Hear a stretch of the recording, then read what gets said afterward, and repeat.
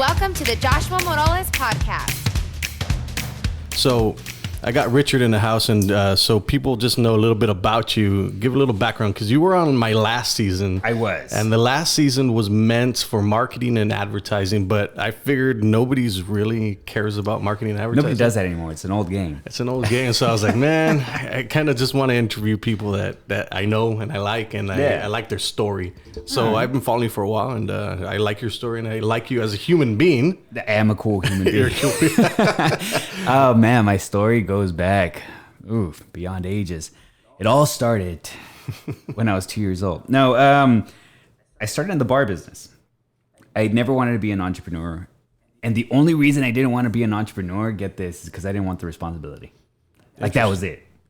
And what's funny is that my name is Richard. I was born in Richland, and I always wanted to be rich. So that's all I knew. So I was like, ever since I was little, I'm like, okay, what makes a lot of money? Doctors. Yeah, I'm going to do that. And that's all I was looking for. And I'm like, I don't want to own my own business because it's a lot of responsibility. Yeah. Well, Lord and behold, all of a sudden I owned a bar, which any of you out there deciding to own a bar, I really suggest you not. Why? Like, tell me that, because my wife wants to get into the bar business, and I was like, I do not want anything to do with the bar business. Where do I start? Think of it as always having to throw a party every day.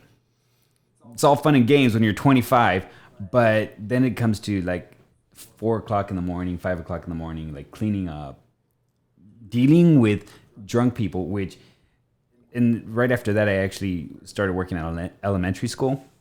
When it comes to drunk people and elementary kids, same thing. Yeah. And same thing. There's no difference. So it's just that. And then just trying to just keep up with all the beer and the alcohol and then the stickiness and just the drama alone. Yeah. So my bar failed. So I didn't fail 10,000 times. I just found out 10,000 ways not to own a bar.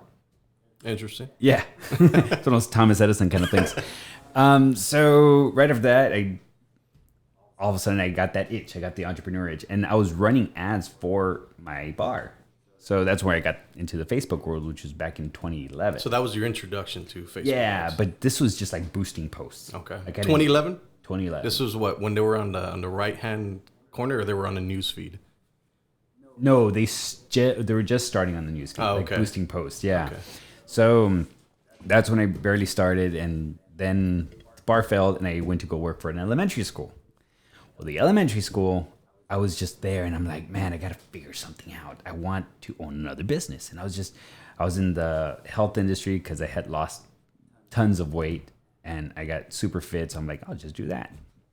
And I just didn't know where to start, what to do. And I was just trying all sorts of different things. And then one time on YouTube, it was here in my garage. So Ty Lopez turned me on to the whole entrepreneur thing. I know a lot of people hate him, but dude, if the guy is getting people to read, leave him alone. So I started reading, and I've always loved reading since I was little. So much that when I was 14 years old, my mom didn't want to buy me an encyclopedia set, and at 14 years old, I wanted an encyclopedia set. So no games, books were you? Yeah, but I love science, and I love just reading to learn. I never read fiction. I don't like fiction. But my mom would just tell me, for those of you that know Spanish, it's ponte a leer la Biblia. So she'd always tell me, go read the Bible. Everything you want to know is in there, and that's all you need. And I'm like, but I want an encyclopedia set. No, the Bible is not going to tell me about chromosomes in the body. So when Ty Lopez was so right after that, I just stopped reading. Ty Lopez said, hey, reading and you'll learn more and earn more, right? The more you learn, the more you earn. And so I started reading, and I just started reading all sorts of books. You name it, from Think and Grow Rich to Millionaire Fast Lane, The Secret. I mean, the list can go on and on. All of Gary Vaynerchuk's books. And I was like, you know what? That's it. I'm going to start a supplement business. And I think it was The Millionaire Fast Lane, where he talks about owning it online. I'm just going to open it online because I was looking for a brick and mortar. And that's when the whole Facebook thing, and this was probably 2013, 2014. Damn. Yeah, and I just, went with that. And then I found out that you can't compete with monsters like bodybuilding.com and supplements. Yeah, they've been around for a while, man. They built up their built up their library big time. So I was like, there's no way. Yeah. There's absolutely no way. So that went down the hill. And then it was just different endeavors, just affiliate, trying to do affiliate marketing, I hate MLMs, and I know a lot of people make a lot of money on it. So explain what MLMs are for people that don't know what they are. So it's multi-level marketing, the pyramid scheme. No, I'm kidding. Well, you've heard of, Herbalife, there's Stream Energy, there's Thrive, there's all sorts of stuff. And you get one person, then you get five more people. You trick your family to buy into it. Exactly. Or you beg them to get in, then they have to get 5 more, and then they have to get 5 more. Which is, like I said, it'll work for some. It does not work for others.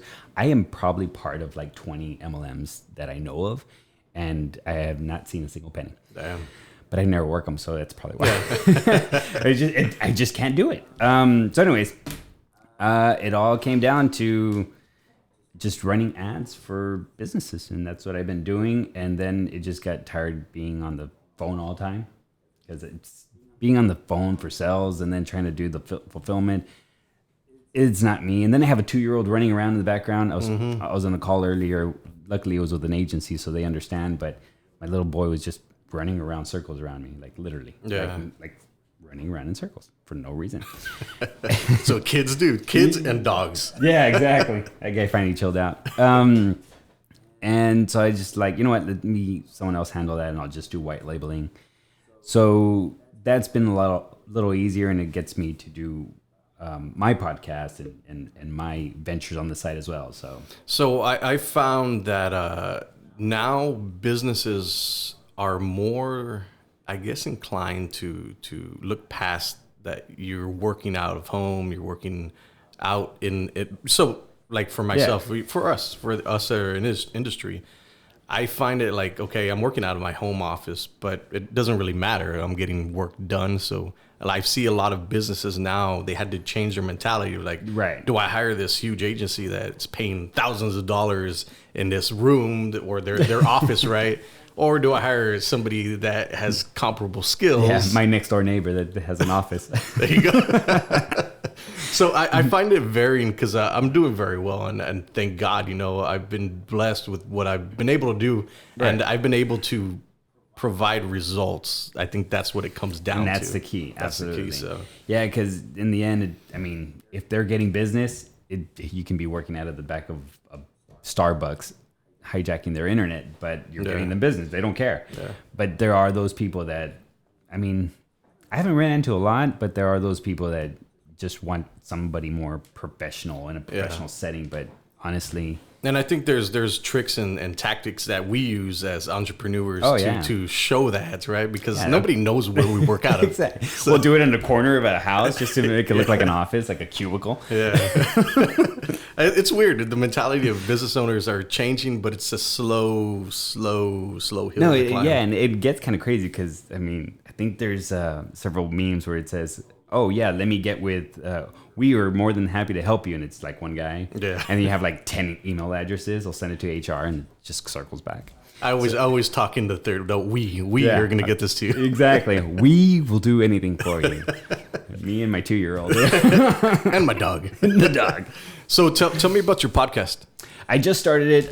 It's The Biblical Entrepreneur. Oh, look at that. Move. Oh, yeah, I can't see myself. It's mainly because, Lord and behold, I listened to my mom and I finally started reading the Bible. And what I found out was that everything, she wasn't lying. You hate it when they're right. I hate it when they're right. And what's even more upsetting is that I never saw her reading it. So now I after listening to different people, and Myron Golden is actually one of them that really opened my eyes to it. The fact that, everything is in the Bible. And like I said, I've read so many books, all kinds of books as far as entrepreneurs, from David Hill, Napoleon Hill, to Les Brown, to does Les Brown have books? I don't know. I'm sure he does. Zig Ziglar. I was thinking Zig Ziglar. And yeah, everything's in the Bible. Like, and I have been able to distinguish, like, oh, dude, like that's in this Bible. Or sorry, that's in this verse, or this book I can translate it in this verse. And the beauty of it is that one book will be summed up in like 2 verses or 1 verse. And once I started making that connection, I'm like, man, the Bible, first of all, the Bible is not a religious book at all. Whoever thinks it's a religious book, ooh, got a call. Oh. Next on the podcast. But it's not a religious book. And when you start seeing it as an entrepreneur book, it'll blow you out of the water. So what was it that made that distinguish? Proverbs. Okay. Proverbs. Proverbs has 31 chapters, and one of the challenges that I found is that read 1 chapter a day for 31 days. And then that's when I noticed, oh my God, like everything was in there, like from selling to business to not being lazy to actually working, dealing with other people. Like it's an entrepreneur book, and I want to mesh that, and I wanted to show people that, yeah, it is. So if you go on my website, thebiblicalentrepreneur.com,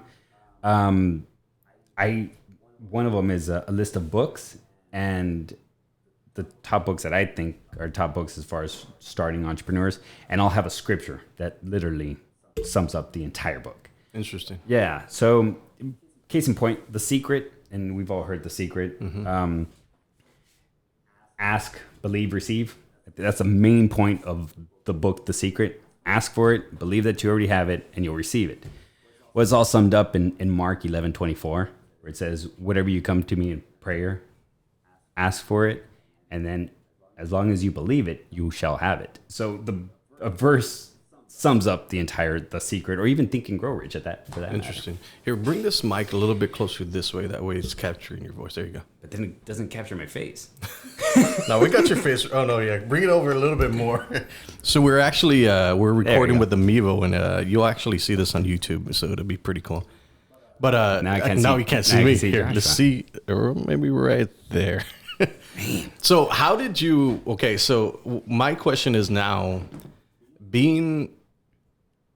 coming from a religious aspect, right? Of the Bible, entrepreneur, you're pushing biblical entrepreneur. How do you feel that you fall into the entrepreneurial world? Because you're coming from a different angle, right? Right. So I'm interested in that, because a lot of people treat religion like, no, I don't want to touch that. But you're coming from it from an entrepreneurial perspective. Right. And as a matter of fact, I honestly don't believe in religion.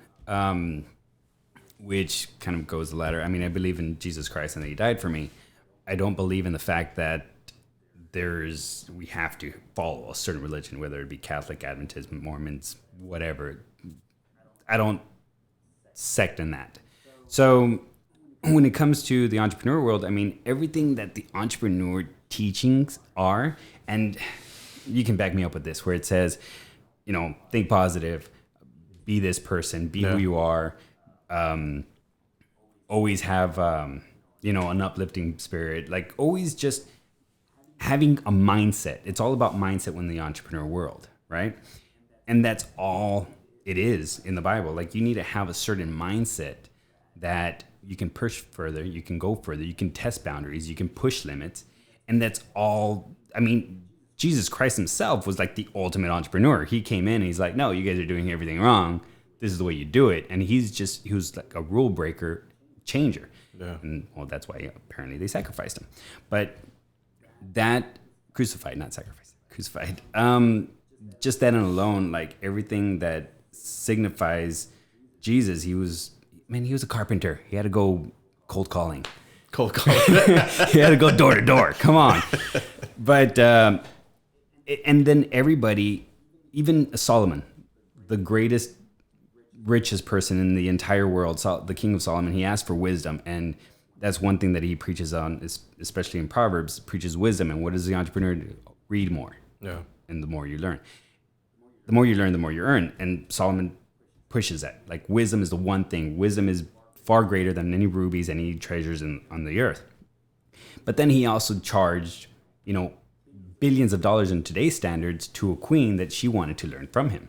And how many coaches do you know? Yeah. So it's just, I mean, and then the whole thing about if you're Christian or if you're, believe in God, you shouldn't be rich is a total bogus lie, because someone forgot to tell Solomon, David, Joshua, Joseph, Isaac. Someone forgot to tell them, because they were God's people and they were rich beyond all means. So, and they're all business owners. So let me ask you about that. What are your thoughts about money? It's a very thin line, and I find it for myself. Like, I like money. Yeah, it's a good thing. Amen, brother. So, so when I first started digital marketing, I had started with one of my business partners. Yeah, and we got a third business partner on, and then I got pushed out. And the reason they gave me, I don't know if it's BS, but the reason they gave me is because I was only after money. Right. I was like, well, yeah. I mean, I used to work at a Dairy Queen for many, many years. You can get money there. Yeah. So I was looking out the window. I was like, dude, I can do something. I want to do something. Right. So I went out and I did it. Well, it's the whole Gary Vaynerchuk thing where you need to stop just going after the money. Once you provide value to enough people, you'll get the money. Like, don't just seek after the money. And I think that's where I kind of like, because like I said, I always wanted to be rich. Yeah. So I was all about the money. But then that's why the whole money is the root of all evil, which is also a bogus lie. It's actually the love of money is the root of all evil. It's actually the love of anything over Jesus Christ and God. That's the root of all evil. But the way I see money now is more of a tool, just like a hammer. You can build, you can construct, you can create, but at the same time, I can bash someone over the head and use it as a weapon. Money's the same thing. Money's just the value that we put on it. We can use it as a tool. We can use it to create, build, and construct. And not only that, but it's just so interesting when you start seeing money from a different perspective, because nobody really likes money. Nobody loves money. We like what money can get us. Right. So like that monitor or this microphone, you value this microphone more than you like the money in your pocket. Right. Because it serves a purpose for right. Right. So there's an exchange of value, and I think that's the way I'm starting to see money now. Even though, I want to fill up my bank account. Are you kidding me? Yeah. But the more I fill it up, the more I can do with it. I can bless more people. I can help my family.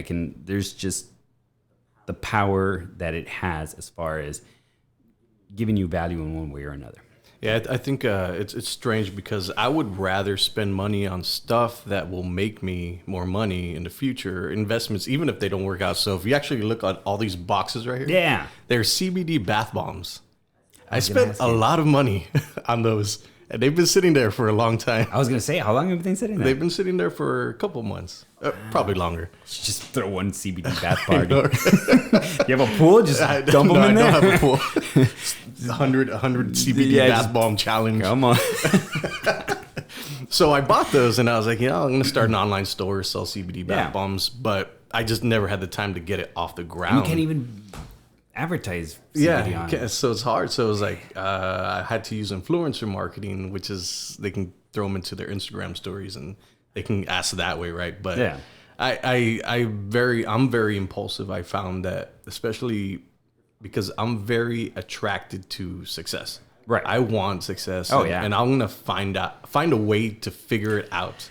Dude, you and me. Yeah. You and me, because I've told you, I've joined like 20 MLM companies. So I've always wanted to see, and that's where I think a lot of entrepreneurs have it, and you have it too, the shiny object syndrome. Mm-hmm. And man, it just goes countless of ways. I did the supplements, I did the affiliates, I did the MLMs, I mean, I probably would have jumped on that too. Yeah. It's strange, because I think when you get to certain points, you're making money, you see the investment opportunity, because I don't know how long what I'm doing now, I don't know how long I'm going to be able to do it. Right. Because it's not in our hands. Right. But we figured out the foundation of how we can go and make money. We pretty much demanded our skills. So we learned, we grew, we grew smarter, and we're figuring it out as we go along. There's no book on this, and I think what I can't stand is when people are like, "Well, you're not doing it right. You're not doing it. How are you supposed to know?" Like, I don't know, man. Someone needs to make a book. I'm just going along with it, man. So and now we have to grade a book. Thanks, man. Go ahead. Another project. I find it's like you're going through this entrepreneurial journey, right? And there's no really books on how to get there, right? So it's just because it's different for everybody. Exactly. So there's no cookie cutter method, and and it's one of those things that you just try so many things, and eventually. What are your thoughts on that? Because I know a lot of people. For example, when I was getting out of the workforce at Dairy Queen, right, I was trying something different, and people were like, "Well, you're going to try something different. You're not going to do that. You can't." They have They doubt you. Oh man, how do you view that? Like, because I'm interested in a lot of different things. Yeah. And for some people, it's like, well, you're interested in this, you're interested in this, or why don't you just settle on one thing? What are your thoughts on that? Man, I don't even know what to tell you, man, because it's actually gotten to the point where I'm the same way. Like people tell you, oh, well, do what you're good at. Man, I'm good at everything. Yeah. Leave me alone. I need to pick something to stick with. And I'll. Like, oh, you just run Facebook ads? Oh, no, yeah. No, I also do, Google ads and ManyChat, and I also do LinkedIn ads, and I also do Bing. Like, they're like, okay, so, and I do YouTube ads. Like, I know across the board because it was that. Like, oh, I learned Facebook ads. Oh, people are looking for Google ads? Well, let me learn that. Mm-hmm. Oh, people want to do YouTube ads? Let me learn that. So yeah, I can't stick to one thing either. And then they're like, well, find out your passion. I'm like, well, my passion is just success. Like, I just want to find the success. Like, that's it. Yeah. And so, yeah, I'm running 100 different directions too. All I know is that right now, I don't know. You'll see me on another podcast preaching something else. No, I'm kidding. I'm kidding. I do want to actually implement the biblical terms and just kind of, I guess in my way, minister in that way. Because that's actually how I got into it, because my family grew up religious. And by the time, I was a teenager, it was, drugs and alcohol. And I just kind of swayed away from anything having to do with God and Jesus. And I just drew away. And it wasn't until recently that I got especially more in, simply because I started seeing everything as an entrepreneur perspective. And just even, I go to church 3 times a week, and in every sermon, there's some entrepreneur perspective that I can get out of it. And I'm like, wow. If you don't believe me, listen to Joel Osteen. Like, you listen to it in an entrepreneur perspective, and you're like, whoa, yeah, I've read that in this book. I read that in that book. So it got me really drawn to that. And I think that's just kind of like my gateway to Jesus. And hey, if I can minister that, that'd be awesome. Yeah, I think the internet has literally opened up the world for anybody to try anything that they want to do. And there's really no excuse. Like, if you're sitting on your couch complaining like, hey, well, nothing's happening today. Yeah. Opportunity doesn't work like that. I don't know what bored is. Yeah. I seriously don't know what bored is. People tell me they're bored. I'm like, well, how? There's so much to do. There's so many things. I'm trying to find extra time in the day. Yeah, same here, man. Same here. It's nuts. It's nuts. And I noticed that when I picked up my past 2 clients, right? Yeah. I never understood why people have different monitors. Well, I figure I have my laptop and my computer set up, so I was like, all right, I probably need to invest in another computer. So it's the vertical, dude. Yeah, the vertical changed my life. Why? Oh man, because have you ever like hacked a funnel? No, I haven't. All right, tell us about it. Well, when you're hacking a funnel, you have to kind of scroll down through the entire funnel, like, because it's a long page, or even your email. If you get a lot of email, dude, with a vertical monitor, with a widescreen vertical monitor, it's like I can literally see the entire page. It's beautiful. Interesting. Man. It's beautiful. And you know what? I just ordered one online, so I'm expecting it tomorrow. Nice. Because I was at Danny's house, and he has 3 screens, and I was there working, and just having that vertical monitor, I was like, jeez. It makes life easier. Oh, man. Huh, interesting. I got to look into that. Yeah. I'll send you a link. I'll send you my affiliate link. So touch on that affiliate marketing. I tried it once and I could not get it. I just don't understand it. It's kind of like MLM. It's really hard simply because you're just selling somebody else's product. And I know Russell Brunson just makes it seem so easy. Like, hey, pick one off of ClickBank and then put it on your site and drive traffic to it and just do the same thing. Yeah. It didn't work for me. The only affiliate that I have right now is Amazon, but every so often, like, people want a book, I send them a link. That's pretty much it. So I'll make like 20 cents off a book. So it hasn't really paid off. But there's people that literally just do that. Like they're making a ton of money. I know. They're making like 1,000, 2,000 on just affiliate clicks. I'm like, geez. Yeah, that's crazy. But so are these like new people or they've been doing it for a long time? I don't know. I've seen people say it within 90 days on YouTube, but I don't believe them. Yeah. I don't believe anybody anymore. But no, I think, and this is what I've been noticing. I think the best way and easiest way to do that is just get some awesome keywords that don't really come up in the search, but come up enough. And this is where you do your like keyword these are the marketing. long tail marketing. And just kind keywords. of build a website around those key terms and have it, rank well on Google. And once it's well on Google, you can put all sorts of affiliate links because people will always be clicking on the ad or link, not ad, but the actual website, go into it. Eventually, after, 200,000 searches, you're bound to get some affiliate clicks. So that's kind of what I've noticed, or just niche it down. And so what's your take on Google versus Facebook advertising? They're two completely different types of ways of advertising. And I will always run into that a lot when I go into clients, right? I'm pitching them. They're like, do you do SEO? It's like, no, it's different. I know a guy that does it. So I kind of just pass it off to him. Right. But explaining it is kind of like, okay, I need to educate you so you understand exactly what it is. So what's your take on that? Well, SEO, you should get that SEO client and just charge him $500. And there's like wholesales for like $300. Really? Yeah. Ooh. I offer it now, by the way. Yeah. By the way, this podcast is brought to you by. Well, pretty much the way I see it, and I was going somewhere, but I lost it. SEO, Google ads, and Facebook ads. If you have the money, they'll all work seamlessly. SEO is long term. Like, don't expect miracles right out of the bat, but once you stop advertising later on in the year, it'll start producing something because you've worked on it. So it's one of those, when do I invest kind of things. The best time to invest was 20 years ago. The second best time is today. So, man, I'm dropping so much knowledge on these guys. Warren Buffett. I didn't create that quote. So when it comes to Google ads, it's one of those things that people need right away. People are going to search. They're going to research. They're going to investigate. Maybe they need a call, like plumbing. Like, I think someone wanted Facebook ads on plumbing. It's possible, but a Google ad would be working so much better because no one's scrolling through Facebook while their toilet's clogging and be like, oh yeah, I need one of those. Yeah. No, you call them as soon as it happens.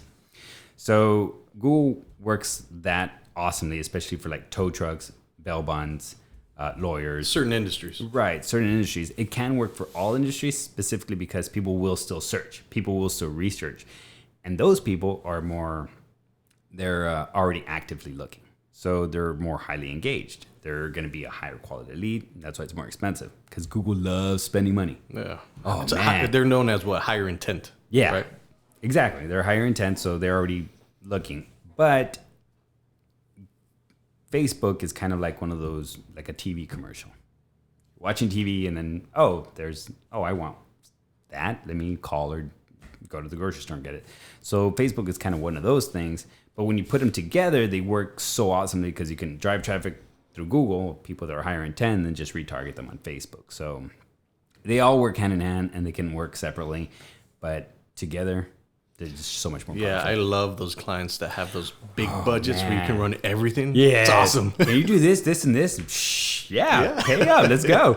Yeah, but unfortunately, there's not very many out there. Isn't. So there isn't. And it's one of those things that the people that pay the least expect the most. Yeah. And it's unfortunate. Yeah, that's not how it works. Like for South Texas Comic Con, this guy had a big budget. And he was like, all right, let's advertise on everything. I was like, really? I was like, man. So we literally advertised on everything. We couldn't get into Twitch though because you had to like request it. Yeah. So that's interesting because I wanted to get in that, dude. Hulu, dude. I want to get commercials on Hulu. Hulu. Yeah. Because nobody watches TV anymore. Yeah. I watch Hulu all the time. I watch Netflix. Well, see, even Netflix has commercials. Really? No, they have their own commercials. There's something interesting that happened the other because the radio stations, 104.9, what is it?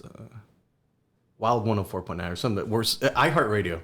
They're having they're creating their own platform to run your own advertisements. So like you and me can put content into their radio broadcast system and push your own commercials. I feel like that's going to end up pushing out the sales guys, which it's eventually, right? Right. Once they start getting the platform better.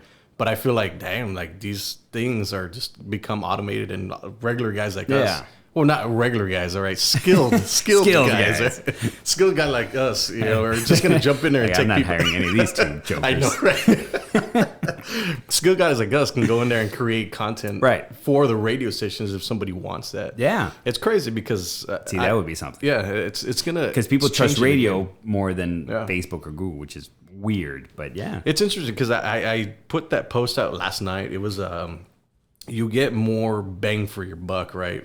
From digital marketing than you do getting a $3,000 billboard. Right. A $5,000 TV commercial. Because I've never been driving down the expressway and been like, oh, man, let's circle back around because I need to get the phone number. Yeah. Like, oh, maybe I'll get it on the way back, but yeah. So what do you think it is about billboards that attracts clients? I think... Or is it the sales team?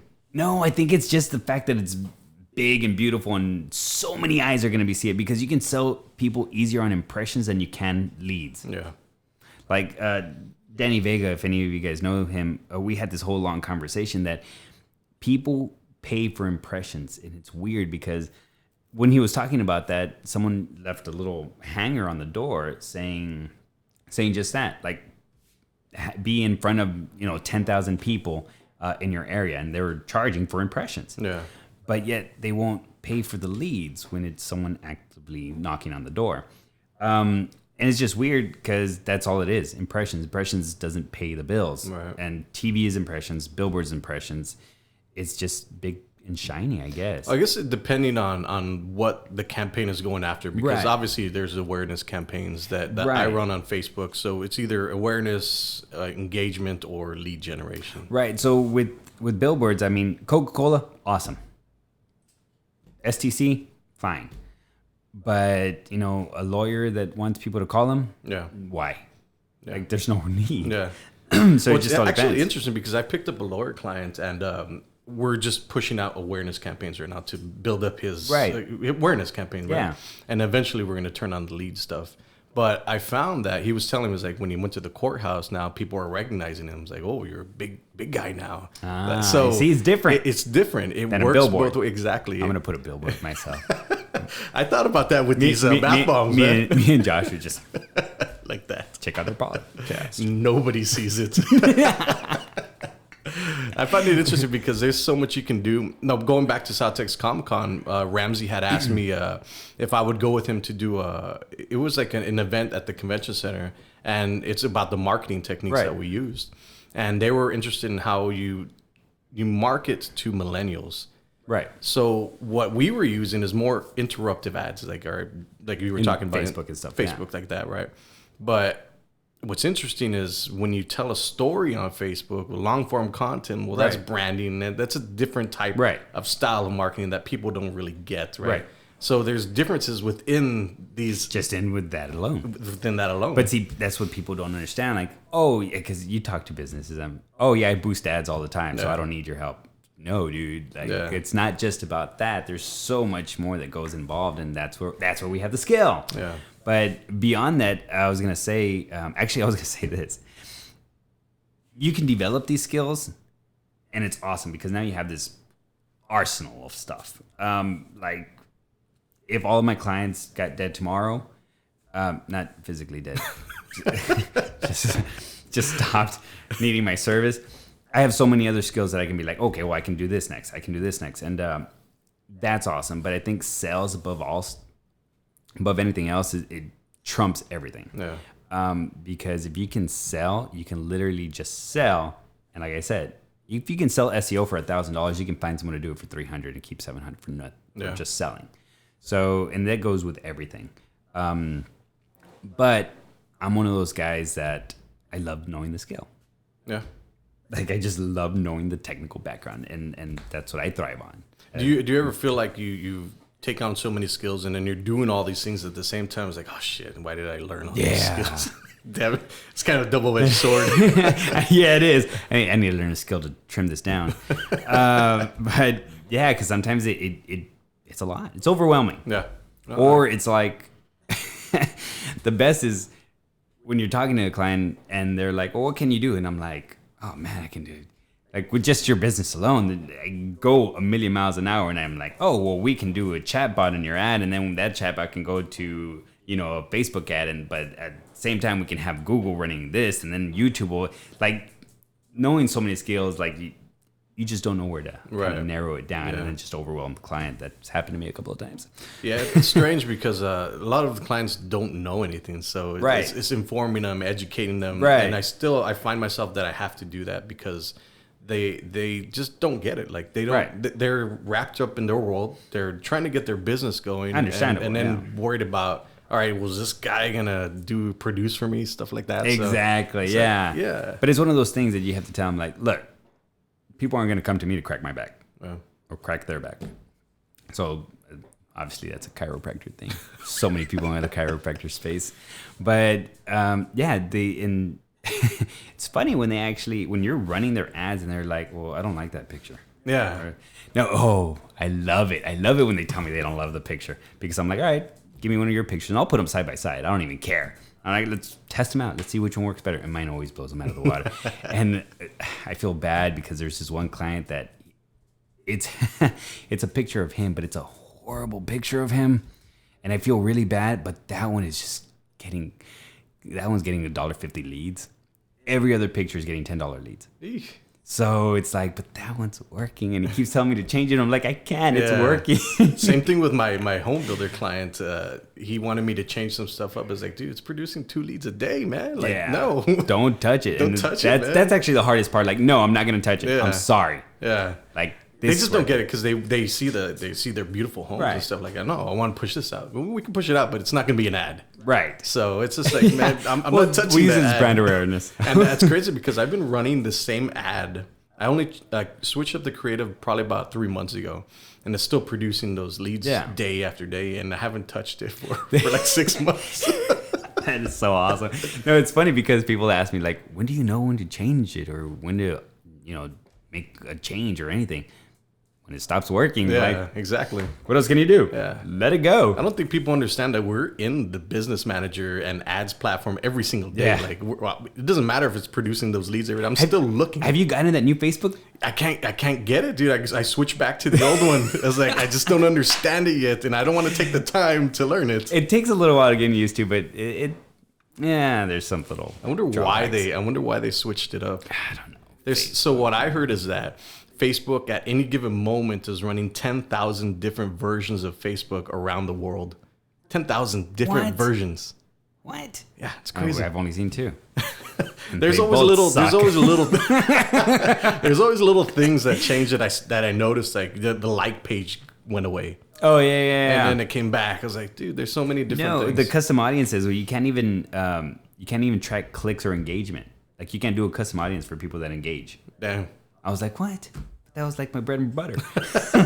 I know that there's so many tools in the arsenal of the Facebook platform, dude. Like nobody even gets it. Oh, so dude. talk about the Facebook Pixel and these obviously these audiences that you can go after, the lookalike audiences. Because I feel people are tired of me talking about it all the time. So I want to get your take on it. I hear you guys. No. I know it, so I don't listen to him. I kid. With the Facebook Pixel, it's a love and hate relationship actually, and I say that because yesterday I just couldn't get a Pixel to work, and it just wouldn't pick up, and all of a sudden it was just because there was an extra period in the thing, and I'm like, God almighty. How long did that take to figure out? It took me a couple of hours, dude. I don't want to talk about it. But no, it's beautiful. I honestly don't know, and it's one of those things that I don't know if it's like an urban legend or not, because I've opened brand new accounts and just gone straight to conversion. Yeah. And I'm not even bat an eye, and I'll get $2 leads, $5 leads. But then there's those that I have for a long time with the pixel warmed up and everything, and it's producing me $15 leads. So sometimes I'm like, the pixel doesn't work. But then all of a sudden, it surprises me, like big time. Like all of a sudden, I'll run an ad with the pixel that's been, seasoned. Seasoned. There you go. Seasoned. Thank you. And I'll get 5 leads, like with less than $1.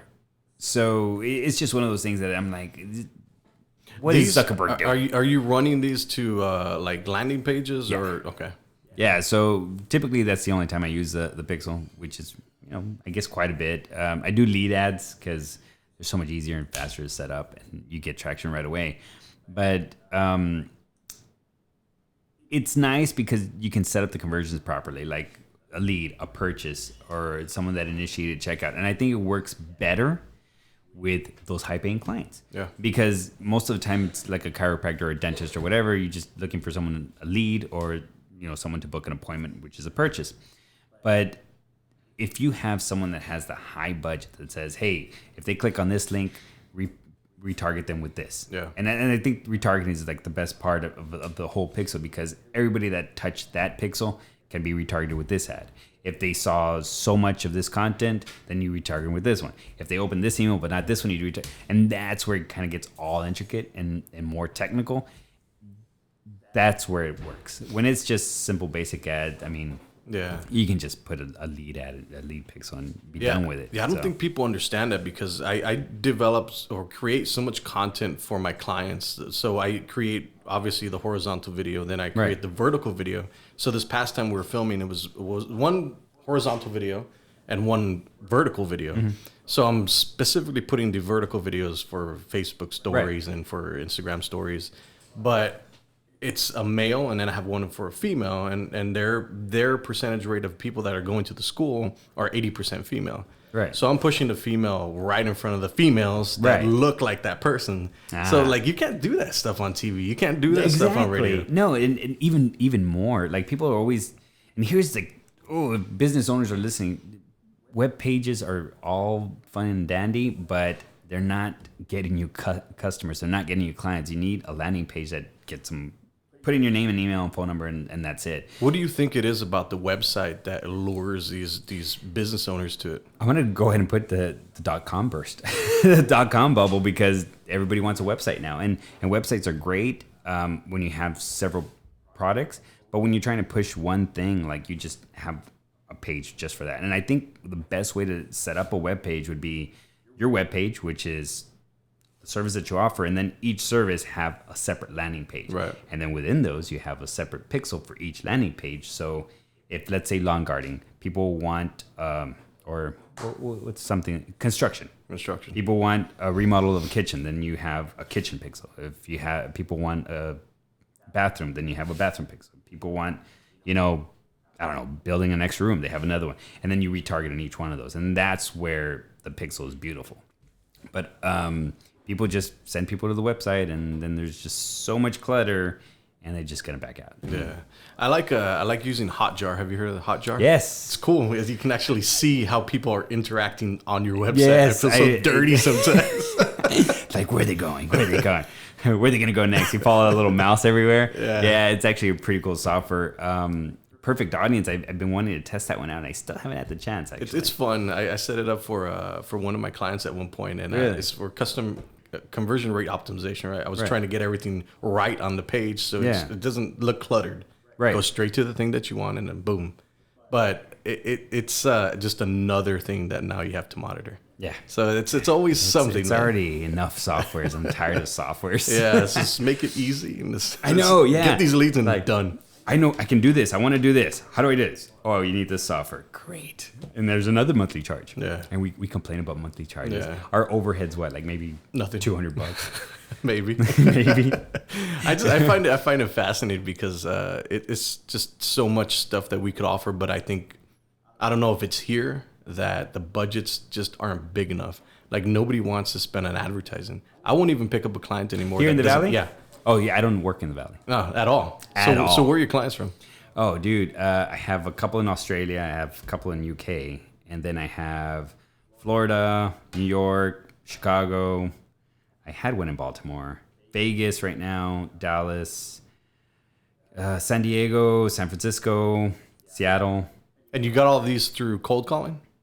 No, these are actually either cold emailing or the agency. Okay. You got them, and then I just work with I them. got you. So, yeah, it's pretty much all U.S.-wide, and Australia right now is blowing up. Interesting. I was listening to Gary Vaynerchuk. Where was it in Australia where they took away the likes? Or what? I forgot where it was. Oh, wasn't that UK? Was it UK? They took away the lights and the likes, and so you don't know how many people are liking your stuff. Yeah, anymore. on Instagram, right? Or something Yeah, on like that? Instagram. Oh, It's going to be an interesting case study to see what happens. Because I feel like, of course, it's vanity, right? It's a vanity metric. But it's going to really change the way people upload content and create content. Oh, yeah. Yeah. And that's what we should actually start developing now. And I think, dude, making content for even my Instagram page, The Biblical Entrepreneur, and my podcast and the blog, like, I want to start vlogging. Like, it's a lot to create content. Like, you just, what else can I do? What can I do next? There's so much out there. And then I look at the Bible and it's like this thing. I'm like, oh, there's all my content. but then just trying to dissect that and just put it into words and put it into a video, it's a lot. So usually it requires a team, which that's why I'm here. That's the only reason. It's not even about the podcast. I'm not a real Josh Ryan. We actually need to get to that because we need to talk about the podcast. Yes. We want to do that. So the idea behind this podcast is Podcast Go, right? Yes. I don't know why. That name sounds good. It's like Pokemon. Yeah, Pokemon Go. There you go. Maybe that's what it was. So Podcast Go is it's aimed at entrepreneurs or enterprise level, medium-sized businesses that I want to go after, right? Right. And I think it makes sense because these are the guys that have the big wallets that can afford something to have their podcast on iTunes, Google Podcast. Like these, I think that's just the podcast listener is a different person that is on Facebook or Instagram. Or even on the radio. Yeah. So touch on that because you listen to podcasts. Right. There's a lot of people that listen to podcasts now. I don't read. I learn by listening. All right. I'm a completely different mindset. You have a library of podcasts. Library of podcasts, yeah. So that's how I learn. But I learn visually. I learn by hearing. You learn by reading. But I feel like the podcast listener, if somebody's going to actually listen to your podcast, even if it's 30 minutes, an hour, they're really interested in what you're talking about. Absolutely. And that's what I'm trying to figure out right now because you can only talk for an hour by yourself before people start getting turned off. The podcast, I love podcasts. I just don't listen to them. And here's why. Because I never leave my house and I'm constantly on my computer and people say, well, you can listen to a podcast and do your work. No, I can't. Yeah, there's only so much bandwidth in your head. Like I'll be working and they say something that's like, whoa, that I gotta hear that, and like I'll stop working. So I can only do one thing at a time. By the way, multitasking is complete crap. if anybody's read the book, The One Thing, I don't read. You need to. I need to listen to the podcast. Let me send you my Audible affiliate link. So by the way, we're marketers, right? So. Yeah, we're always trying to push something. They'll be down at the bottom. It's just that audiobooks are awesome. Podcasts are awesome because there was a time that I was actually driving a lot, and that's when I would listen to them. And I hope someone from my school is listening. The school I used to work with, we had. This is a side story. We had a part where we had to stand out there and take care of the kids when they're playing in the playground during their recess. Well, I just found it so... I can't be doing nothing for so long before I'm like, okay, I need to do something. I need to learn something. Something needs to be going on. And it was like that for about a year. And I'm like, just sitting out there, just watching kids, nothing. And then all of a sudden, I'm like, I should just start listening to podcasts. But they don't let you have, headphones. So I got this little thing, this little headphone. It's like this small and just kind of fits into your ear, and it kind of, you don't see it. Yeah. Especially administration, because the cameras are way off and I'm in the field. So that's when I started listening to podcasts, and I would just sit there just listening to podcasts, and that's what I love about podcasts. And I think it has more to do with people that are wanting to learn when they're doing something else that's unproductive. Right.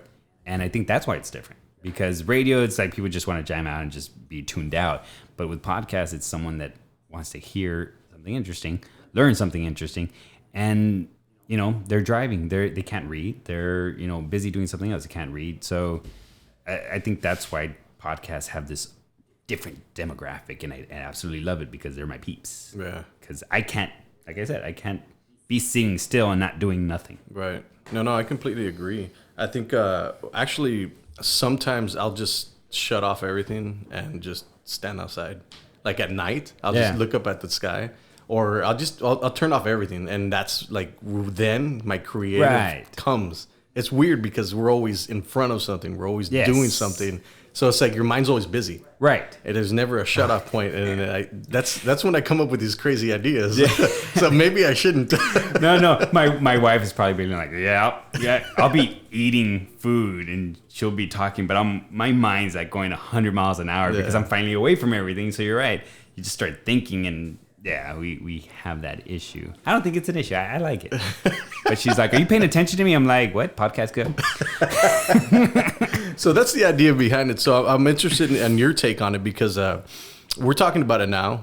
Yeah. I want to launch it. And it's going to get launched, right? It's either going to be an add-on service or it's going to be a standalone service. So I want to know your thoughts on the idea. I dig it. I actually like it because I was at... Man, Danny Vega's getting I need to charge Danny Vega for all this marketing I'm giving him. I was at his house, and he has an amazing system for podcasting, even though he doesn't do it. And I'm doing my podcast, and I have just this little, those blue. Mm-hmm. Yeah. I have one of those speakers, and I go back to my house, and I'm trying to do a podcast, and it just sounds horrible to me after listening to a $500 one. So I think it was just one of those like, man, how can I do it so I don't have to spend for all the equipment? I don't have to worry about purchasing this, hooking it up, and just pretty much the cost of spending on the equipment. And it's funny that the Podcast Go, that's what it kind of tackles. Like, dude, don't worry about having a whole system in your office in the back or in a separate room. Like, we got you. Yeah. And I think that's the beauty of it. Simply the fact that people can start a podcast because there's businesses that will thrive in a podcast. Yeah. And having a podcast without needing all the equipment, they just kind of pay someone to do all the work. Schedule it and boom. Yeah. That's it. Oh, I have a guest. Schedule it. We're there. Record. Done. Yeah. And they don't have to worry about all this equipment. Exactly. I mean, look at this. This is groovy. Is the camera catching me? Like, actually, I don't want anybody to see anything that we're using. Oh, good. It's hidden. It's hidden. So that's the cool thing. Like nowadays, I'm trying to find anything in the digital world where I can make money off of. Right. Because I think that's where everything is going to go. There's this one thing, and Ty Lopez said it when I was first watching him a long, long time ago, that his mentor, Joe Stalin. He's a farmer, right? Yeah, the farmer. He said that he can't go to sleep at night because there's so many ways to make money. And at that point in my life, I was like, what? Like, you're thinking, like, how? I didn't know any other way to make money except hourly. And now it's like, I don't know where to start. Yeah. Like, there's so many ways to make money that I'm at this analysis paralysis that I'm like, well, I can do this, but I can do this, but I can do this. Which way do I go? Right. So it's one of those things, you can't do them all. If you chase 2 rabbits, you end up catching none. Yeah, I'm full of quotes. Yeah. So it's true. So I totally get where you're going with this, and And that's why when you brought it up to me, I'm like, shh, let's do it. Yeah. I find it because obviously I do a bunch of different things, right? So if you look back here, I have the In It to Win It, which is a RGV game show that we filmed the pilot for, right? Right. So that's my thing is like, all right, I'm very spontaneous with certain things, but I get them done. And I want to see what it looks like so then I can go out and look for maybe investors or just do it myself eventually, right? But it's an idea that I had. I brought it all together, filmed it, and now it has life. Right. So there's another thing that I probably shouldn't be drinking when I'm pitching stuff to people. So I think Friday night we were drinking margaritas. And have you ever seen what's that show on YouTube? It's Bat in the Sun. No. So Bat in the Sun is like where they pin up superheroes like Wolverine against Captain Marvel. Okay. And they have like pretty legit fight scenes. Oh, okay. So it's like a storyline. Yeah. So I want to do that here in the Valley. I probably have seen it. Yeah, they're very popular. Yeah. So I wanted to do the same thing, but here in the Valley using, I guess, the regional superheroes or whatever. We can create our own whatever. So luchadores. Yeah, something like that. I think it would be cool, but because it's very regional, right? So I ended up posting on Facebook. Does anybody know any fight choreographers? And then 2 minutes later, somebody messaged, "Hey, I know somebody, San Antonio." So I was like, "Well, how much would you charge me to do 2 fight scenes, choreograph 2 fight scenes?" And then she was like, "Well, I'll charge this much." Boom! I paid her right then and there, and then I'm spontaneous, right? So that's the thing. That she's coming down, and I think next Friday we're going to meet, iron out all the details. Then in September we're going to film. So stuff like that. I like to be creative. Yeah. I think the money that's coming in now needs to be used to push that creativity side. Exactly. You can't sit on money. That's for certain. Like you can't just save it. You don't save yourself to wealth. But actually, that's actually one of the traits my wife hates about me. The fact that I'm like, I should do this. And then tomorrow, I'll start doing it. Yeah. For no reason. I'll just spend all day, making a website and creating all this. And she'll be like, well, then how are you going to do this? I'm like, I'll figure it out, when I get there. She doesn't understand that I'll jump and build the plane on the way down. Yeah. Where she's more of a planner. No, what's your next step? And what's the next step? I don't know. I don't care. Let's just get it off the ground running. Do you ever feel like that those two different mentalities, the mentality that we have just is a breeding ground for success? Because I know a lot of people that plan out stuff too, right? Right. And they're very, this is how it is. This is what we're going to do. I feel like those two people exist in the world and they both can be very successful. But I think risk taking gets you there faster. Right. Well, here's the thing. And I've been reading Joe Dispenza's book on breaking the habit of being yourself. And it pretty much talks about that. The fact that we always try to plan out everything. But the thing is that we're planning out everything with past experiences. So we're only going to get the same experience. A lot of times it is possible, especially in the entrepreneur world, where we invert things. And you find out your goal. You find out, okay, in a year I want to do this. And then, okay, so every month I need to do this. That means every week I need to do this. That means every day I need to do this. That's all fine and dandy. But with Joe Dispenza, he breaks it down to where you just focus on the goal. And you let the universe figure out the how, which is beautiful because it's actually Proverbs 16:3. It says, commit your plans to the Lord and he'll lead the success or the path. So it's just that. Find out what your goal is and just don't worry about the how. God will take care of the how. Yeah. And the fact that we just jump in, that's all we know. We know where we're going to head. Yeah. We just start doing it and we start running and we start going.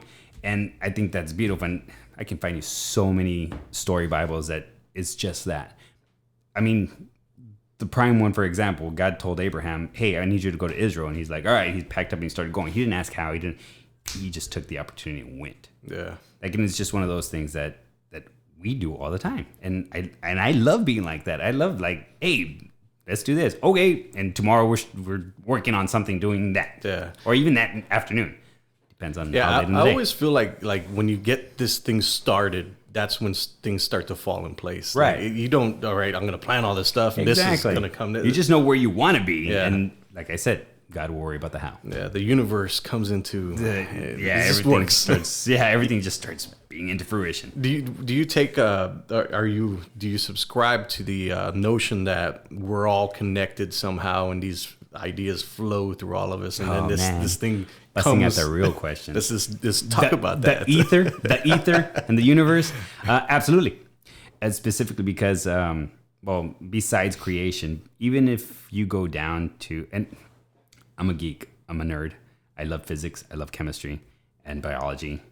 And the more I learn about science, the more I believe in God. And I don't know why people tend to separate those. But dude, we are all made. Everything is made of the same thing. We're all made of atoms. And you know what? I just actually read this, and I've read all of Stephen Hawking's books. Joe Dispenza, I think, put it the best. Whether it be this table, that glass of coffee, or you and I, we're all made of atoms. And within that atom, there's neutrons and protons and electrons. But between the neutrons and protons and electrons, the space between that and the actual atom is, the atom's actually 99.999% empty. It's all energy. So with that, if we're all made of the same thing, I mean, we all started off as carbon, nitrogen, and hydrogen. You see, I told you it was going to get deep, bro. I told you it was going to get deep. So, yes, we're all made of the same thing. We're all made of the same stardust. And we're all made from energy. And energy can't be created nor destroyed. So, we've been here. Everything is here. It's just a matter of fact of how that energy level is coming across. And since we're all energy, even that this space between us, there's a lot of chemistry. You can only see it on YouTube, by the way. Let's hear the auras are coming alive. It's all energy. So we're definitely all made of the same stuff. We're all definitely interconnected. And I mean, if you want to go scripture on it, we're all children of God. So what do you think about aliens, other life in the world? Ooh, the universe. You see that? The universe. Man, I want to know how many people are in. If you missed the first half, or I don't know, man. Can we put this in the beginning? Guys, you need to stick around to the end. It gets pretty intense. Put that in the beginning. It's really hard for me to distinguish that one. And I know, and this is why I say that it's really hard for me. And I'm pretty sure there's plenty of people out there. If you guys are out there, contact me. Because I believe in science. I believe in extraterrestrials to a sense. But I also believe in God and Jesus Christ. So to me, the universe is so vast. And we are a speck of, grain of sand in the beach compared to everything. Like, we're like the third smallest planet in our own little galaxy. And Pluto's not a planet anymore, is it? I don't know. Ask Neil deGrasse Tyson. Well, he says no, but the I forgot the name of it. They actually re-indicted into it. Anyways, that's another podcast. What was I saying? Jeez. Oh yeah, extraterrestrials. Yeah, you lost it for a second. It's really hard to just say, no, there isn't anything else. We're the only live creatures in the entire universe. Have you guys seen Men in Black? Not the third one. I still haven't seen the third one. But the first one, at the very end, they take a glimpse out of the Earth. Yeah, I remember and it that. keeps going further and further back into our galaxy, and then gets thrown into a big glass of marbles and this big alien thing. Well, that's just, we can't even comprehend how big the universe is. So it's really hard to say like, oh yeah, no, we're the only ones in this entire vast immensity of universes. So I can't say, yes, I believe I saw an alien the other day, but I can't say I don't. What do you think about those pilots, those air pilots that see all these things? Because there's a huge, so obviously conspiracy theories are like the number one thing that gets viewed the most, especially with everything, especially with Mr. Epstein. Yeah, that's not. So that's there's a huge controversy where like all these generals and stuff that were in the army, they're talking about these aliens that they saw, and they've been discredited. So it's like, did you see them, or you're just coming on these shows because... Yeah, or you got whacked because the FBI decided to put you down. Ooh. We'll erase that. Yeah. Do you have a Google Home? They're probably listening. I know. By the way, sidetrack. With the Google Home and the Alexa, I mean, everybody's worried about the whole, they're listening to you. Who cares? Who cares if you're going to have chicken tonight for dinner? Like, they're going to do anything with it. Anyways, they're not going to do anything with that information. Yeah, it's that, and that's why it's weird, because things happen that we can't explain. And yeah, I mean, I don't know if you guys have read or have heard of the book A Pale White Horse. I've heard of it. Yeah, so this guy is in the Navy, I think, and he would see all this crazy stuff, and he just decided to publish a book, and he didn't care about the consequences, and he just goes into that. And you can't, when someone believes in something so much, I mean, there's a Bermuda Triangle, there's Bigfoot, there's all these other things, and it's just some unexplainable stuff that you just don't have the answers to, just like how the earth was created. Yeah. Like, it's just one of those things. Like, what do you say? Yeah, it's just like, okay. Well, I mean, I want to, but I don't at the same time. And I think one of the movies actually put it best, that if there was aliens on another planet and they came to Earth, they're far more advanced than we are. Yeah. Oh, obviously, yeah. Yeah, of course. So. Yeah. So I was listening to something this morning. I hope they're friendly. It was talking about monkeys.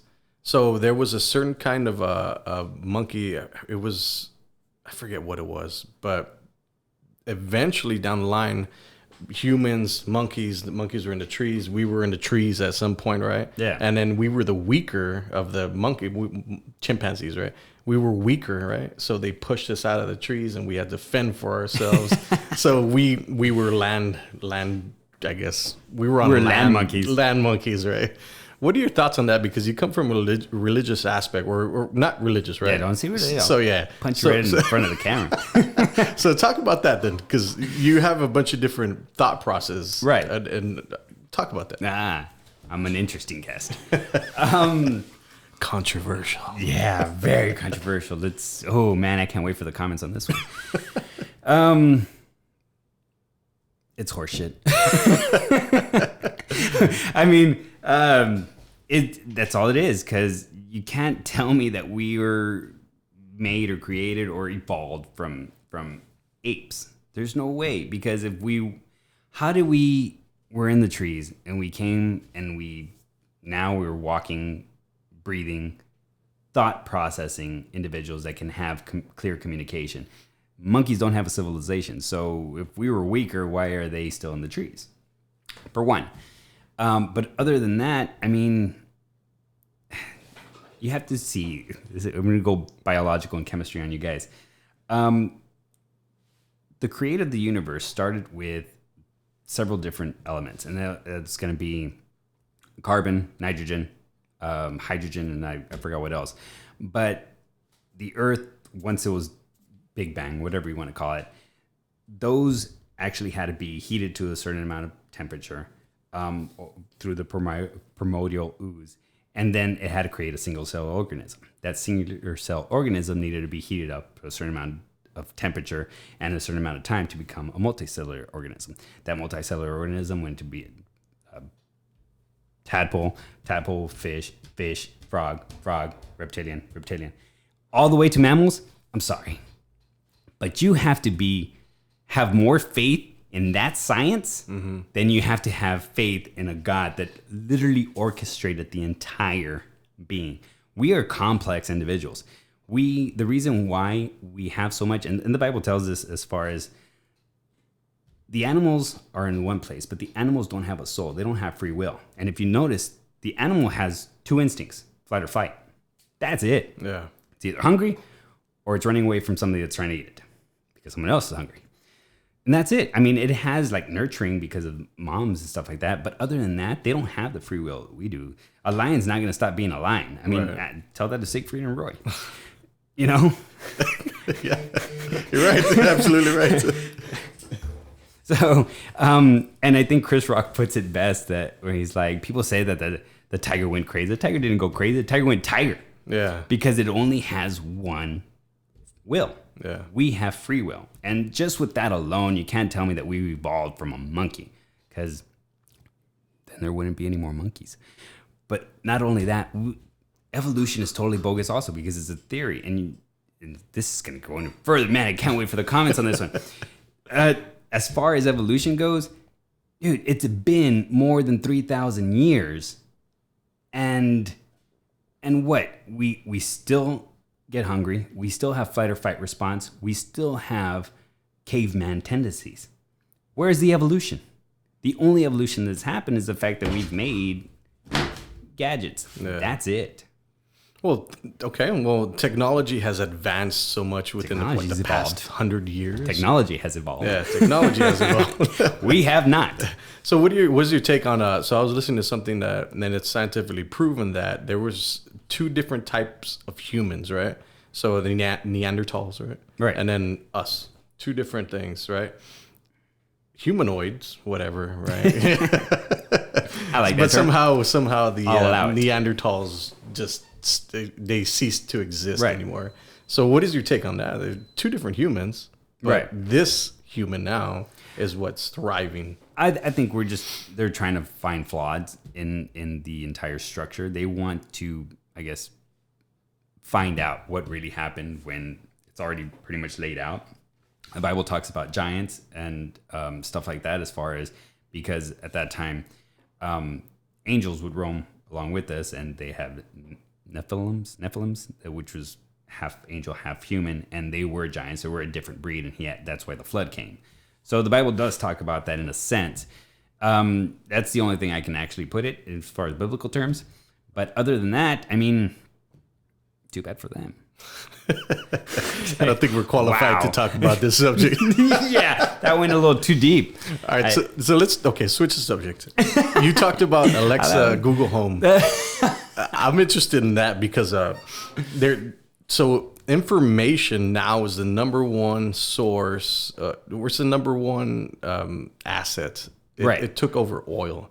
So now Google, Facebook, Amazon, these huge platforms that are getting all this information now, it's become the number one asset.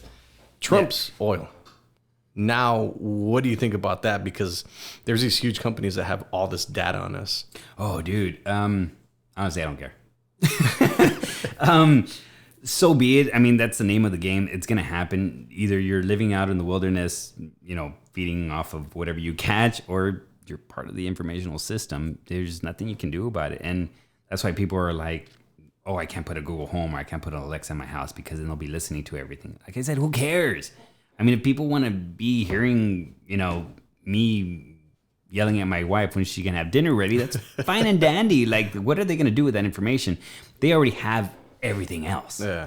Like, as soon as you're born, what happens? You're in the system. You're in the system. They already put your fingerprint, and your Social Security already has all that information.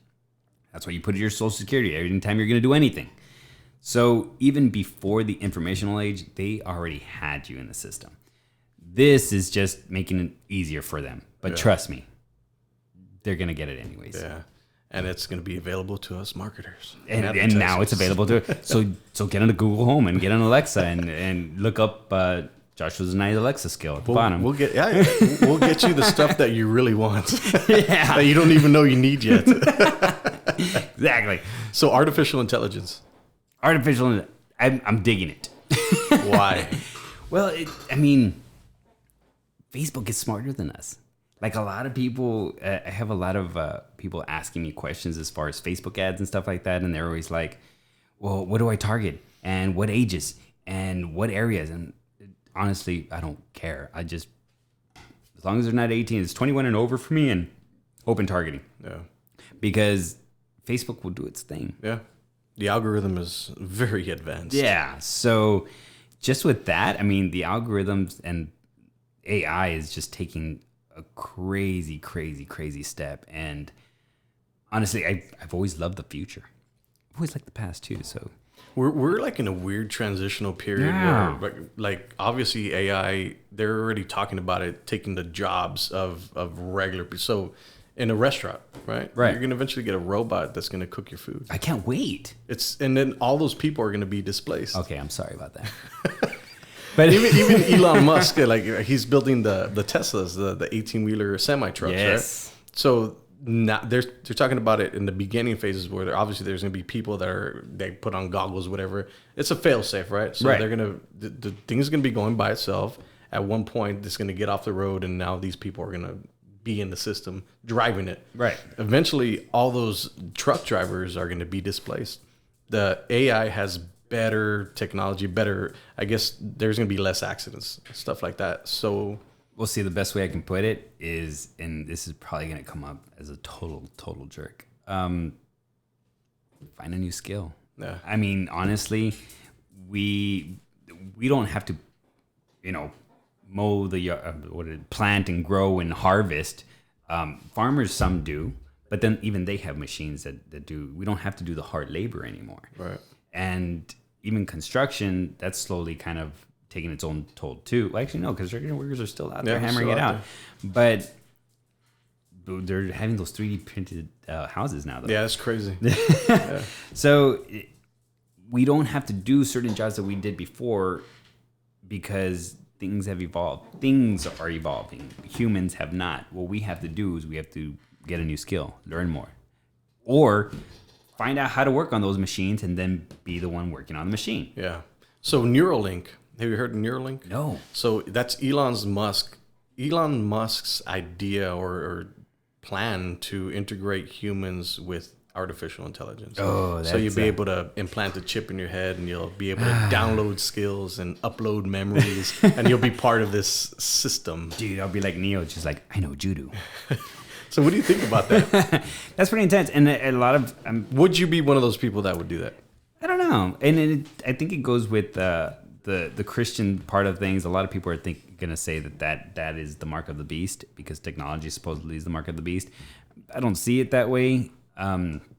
But it's not comfortable yet in my mind to someone put something in there. You know what I mean? Yeah.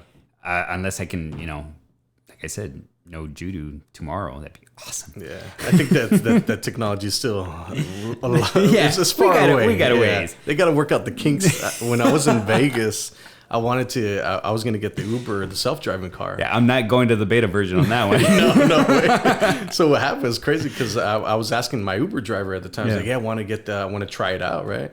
He's like, didn't you hear? There was the first one that went out was a horrible accident. It just ran through and it killed the lady. I was like, oh, maybe I won't be using this anytime soon. I won't be a beta tester. Yeah, no, definitely not. So what do you think about like self-driving cars and stuff like that? I can't wait to have one. Because I hate driving. I love driving. I love driving. Well, see, that's what I thought too. And then this year alone, I drove to San Antonio. Then I drove to Austin. Then I multiple times, back to back. So I was like, I'm done. I just could not be in the car anymore. But man, I mean, I'm trying to get a Tesla for my wife, and my dream car was always a Porsche. And now I'm thinking, they don't self-drive themselves. Yeah. It's cool because I'm trying to get a Tesla next year as well, right? And the computer that's on there, it's a $6,000 self-driving computer. Well, it's the computer that comes with it, right? You upgrade it to the $6,000, right? And next year they're gonna release it so it's completely autonomous, which is gonna be awesome. But the cool thing about this, I don't know if you heard this, that you will be able to put your Tesla in the Tesla network. So it's going to be an Uber. So when you're not using it, people can summon your car. It'll take them. You get paid for that. So Elon Musk was saying that you can make $35,000 a year when you're not using your vehicle. Car. Exactly. So he was talking about if there's nobody that's using these in these certain areas, he's going to develop a fleet to go out there and just do it. God. So that's my plan. Is I eventually gotta want love to get, Elon. You gotta love Elon. Think about it, dude. These ideas that come up in his head. And it's funny because I've met several billionaires. They're on a different level, man. How? Talk about that. I was. They just think on this crazy level. I think it's Naveen Patel. He was just talking about self-organisms within your body that kind of heal themselves. That's what he want to get to the point of that. And then there's Elon Musk. And now he wants to create an entire network of this. And then just the fact of how they use things. They literally use things like a tissue. People buy a vehicle just to pick up a driver and then get rid of the vehicle. They don't have this grab hold of money the way we do. So billionaires are on a different eccentric level. That's interesting. I've only spoken to 2, and I've talked to several millionaires that tell me about them, and it's insane. So what's the difference between a regular person and then a millionaire and then a millionaire and a billionaire? One thing that I can tell you, and I think that meme is so true, where average people talk about other people, and then there's like, I forgot how the meme goes, but in the end, it's like successful people talk about ideas, and it's just that I've sat at a table with millionaires, and it's just so different because it's about ideas, what they can do, what are the possibilities, or how to structure one thing or another, and it's always talking about advancing and doing more. When you sit down with regular people, it's always about that, talking about others, talking about events. Yeah. Like, it's never anything past that. It's always past.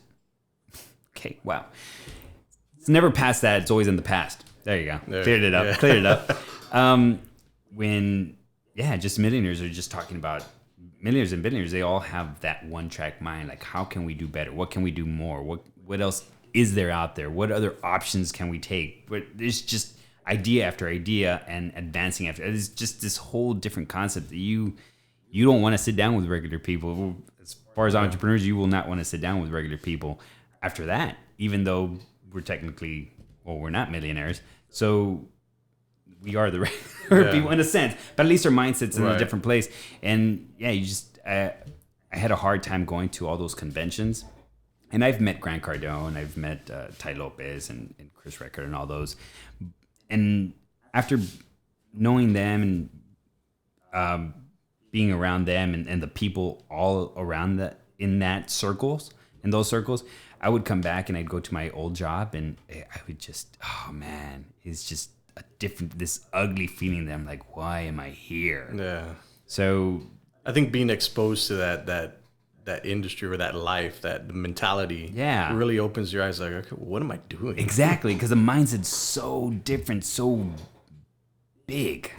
Yeah. That's what's awesome, and I think a lot of people just close their minds here. Yeah. And I can't talk trash to a lot of them because my mom is one of them. Sorry, Mom. But not even my mom. Like, it's just there's family members. I think what it is just people don't know. They don't. They're not informed. It's on what's out there. Right. Not informed, or it's too much for them. Right. Like, they see something and like, no, I'll just leave that to somebody else. Yeah, because a lot of people like comfort. They like to stay where they're at, and they don't like change. Right. That's exactly. It's a lot of people. So I think, there's a certain type of person that will go out and give up everything and go chase after that type of stuff. I think it's definitely not easy. No. And it's a hard road to go. It's a roller coaster. It's a very I've never known entrepreneurs. So this is the thing, when I was at Dairy Queen, I would think about where my lunch. I looked out the window and I was like, man, I never had a lunch break anywhere else besides here. So when I started entrepreneurship, I was like, man, now I'm eating in my car, driving to the next place. It's like, was it a good trade-off here? Entrepreneurship is a very lonely road, man. It is, and sometimes I don't even eat all day. I'm busy and I forget to eat. It's like, my wife always asks me, what do you do for lunch? It's like, I'm just going to work through it. Like, I can work all day. Yeah, so because time is very valuable. Because I know when my kid comes, like, okay, that attention needs to be there. Right. So I'm literally working for every minute in the day to get ahead. Yeah. Because there's so many things I want to do, and I know that time is super valuable. Yeah, like in the morning, it's like, okay, I need to read in the morning, and then I need to work on my website, and then I need to work on the podcast, and then I need to work on the client stuff. And then, so it's true, but So how do you deal with work-life balance? Does it exist? It doesn't exist. It's one of those things, and I think Garrett White, see how I read a lot? Garrett White actually put it best. I think I'm getting smarter just being next to you, man. I read a lot of books. Ty Lopez actually started this whole thing with there's 4 pillars. The 4 pillars, which is love, wealth, life. What is it? Health, wealth, love, and happiness. Yeah. And Garrett White actually put it best, because those 4 pillars are true. You need your health, you need your wealth, you need your love, and you need your happiness. Happiness being fulfillment. what he does is he structures his entire day. And this goes with your goals. Like, what do you want your goals being in health, love, wealth, and happiness? Every day you work on one of those, work on each one individually. So that's the way I kind of structure my day. So as far as wealth and fulfillment, which is happiness, I work in the morning. So I'll, read the Bible, I'll read another book, and that's pretty much for my own health mentally, but more on the fulfillment side. Right. And then I start actually working, which is the wealth. And then I work out, which is the health. And then I spend time with my family, which is love. So as long as your day is separated like that, it makes it so much easier so you don't miss anything. Of course, a lot of them interject because I work from home. So my family's like coming in and out of my office, especially because I share it with my little 2-year-old. So I think that's the best way and easiest way that Garrett White put it. And I absolutely loved it because you're no longer thinking like, oh, I need to balance everything. Right. No, just structure your day. So every day you're working on one thing. And like the health, I mean, it's just working out, but no, it's throughout the day because I have to eat healthy. So for the spiritual, it's throughout the day because I always have to be reminded that, hey, I'm able to crush it in ads, not because of my intellect, but it's because of the wisdom Jesus has given me. So, and then there's weekends that I'm like on the phone, or sometimes someone will text me and it's family time, but I'll text back. They intersect, but the majority is like sectioned off. Yeah. So the majority of the time is specific for each one of those pillars. Yeah. I don't think people understand how hard it is to work from home.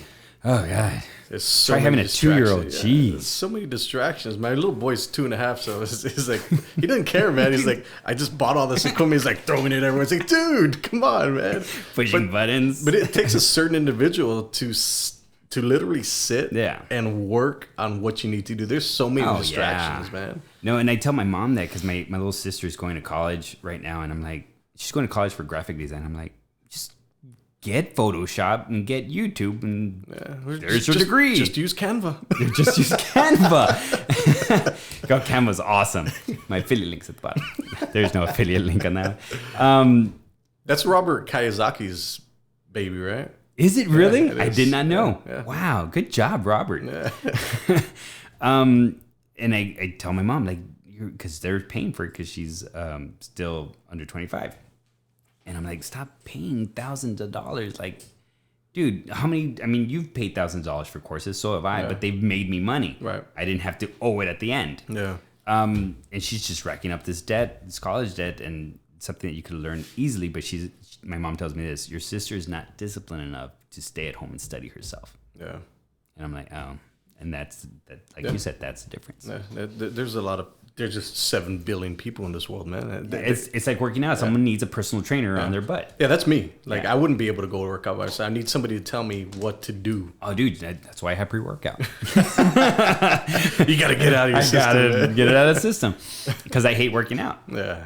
But it's one of those things you just got to do. Just got to do. All right, cool. So we're almost finished with the podcast here. Are we? Because we got more information here. So let's talk about something that you want to talk about. Oh, dude, I had something. What is it? But you... Oh, I remember I had called you. I called you one day because I didn't want to forget what it was branding. Branding. So it it was my thing about why I thought that I can't scale. Oh, okay. So building a personal brand for myself versus building a company brand, like we were talking about that earlier, right? So people see an agency, a company, and they see like it's a big agency, right? So you get those bigger clients, whatever. You get more clients down the line. But what I feel is like it's me that's doing everything. It's me that's always in the meetings. It's me that's filming. It's me that's creating the content. So it relies back onto me. Right. And I think that's one of the reasons why I can't scale as much as I'd like to. Right. So I hired 2 people now and they're working on my team. But I think it's because of me. It's like it's my face, it's my name, it's always out there. What are your thoughts on that? Well, it depends on how do you want to be the face, or do you want the business to be the face? So eventually, I do want to be the face, but I want my company to scale. Right. So it's like, man, like it's one of those Gary Vaynerchuk. I mean, we all know VaynerMedia. We all know Gary Vaynerchuk. It's 2 separate brands within the same brand. Right. And I actually my friend got to meet him. He's the only person I haven't met, but I did get to email him and he responded back. And if you ever get a chance for Gary Vaynerchuk to email you back, keep in mind it's going to be very short, very simple, and probably just one word. But it's understandable because the guy does it all himself. Yeah. So I asked him, like, what do I do? I have my business and I have myself, my personal brand and my business brand.